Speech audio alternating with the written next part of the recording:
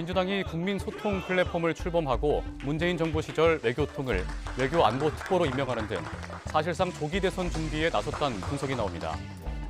국민의 집단지성이 정치를 실제로 만들어갈 수 있어야 된다. 하지만 통합행보가 뜻대로 풀리진 않고 있습니다. 이재명 네가 못 나가지고 지난번 댄스 때 진 거야 이런 소리하고 왜 망하는 길로 가냐 이거야. 저는 그 입틀막의 현상이 우리 당 안에서도 벌어지는 건 이미 오래전부터 벌어진 일이라고 생각합니다. 보수의 심장, 대구 동대구역 앞 광장.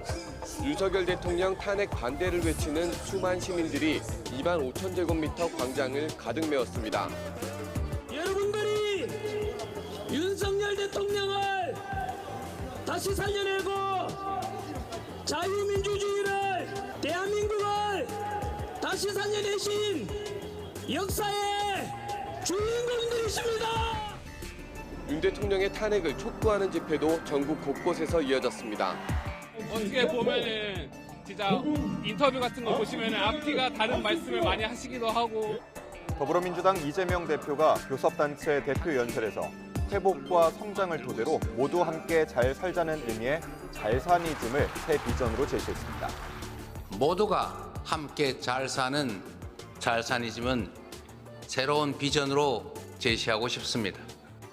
문재인 전 대통령은 재임 시절 윤석열 대통령을 검찰총장에 발탁한 것부터 두고두고 후회했다며 현 정부를 탄생시켜 국민께 송구하다고 밝혔습니다.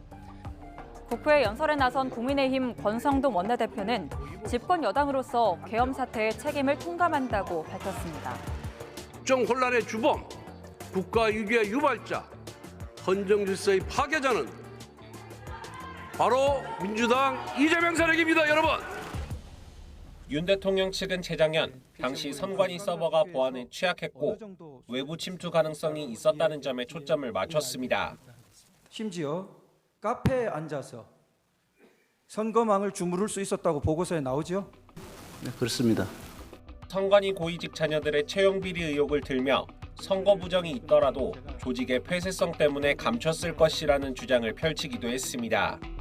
국회 측은 보안 취약점이 존재했을 수는 있지만 부정선거는 없었고 선거 부정이 이루어지는 것은 현실적으로 불가능하다고 반박했습니다. 그런 투표 조작 사태가 벌어질 수 있다고 생각하십니까? 그러니까 이게 조금 저희들이 쉽게 동의 못하는 이 시나리오 구조거든요. 국회에서 정치 외교 분야 대정부 질문 첫날부터 여야가 충돌했습니다. 야당은 과거 대선 후보 시절부터 지금까지 윤 대통령이 계속 거짓말을 하고 있다며 파면이 되면 모든 의혹을 재수사해야 한다고 강조했습니다. 입만 벌리면 구라. 입 벌고 대통령, 입 벌고 정권이 되고 마른 거 아닌가 싶습니다. 반면 여당은 야당의 탄핵 공작 의혹으로 맞불을 놨습니다. 곽종훈 전 특전사령관이 유튜브에 출연하기 하루 전날인 지난해 12월 5일 민주당 의원이 질문을 주고 답변을 준비시켰다는 주장입니다. 김병주 의원 곽종근 사령관에게 전화를 하여 자연스럽게 유병소로 나와라 얘기를 합니다. 5일 질문도 미리 불러주며 답변을 미리 준비를 시키고 윤 대통령 측 증인으로 나선 조태용 국가정보원장은 정치인 등 체포 메모 관련 홍장원 전 차장의 증언을 두고 거짓으로 생각한다고 강조했습니다. 홍장원 차장의 그 메모 그리고 홍장원 차장의 증언에 대해서 증언의 신뢰성에 대해서 저는 강한 의문을 가집니다. 이에 대해 홍 전 차장은 YTN과의 통화에서 관련 논란을 제기하는 건 신뢰성 물타기라고 생각한다고 강조했습니다. 민주당 이재명 대표와 친문재인계로 꼽히는 김경수 전 경남도지사가 국회에서 만났습니다.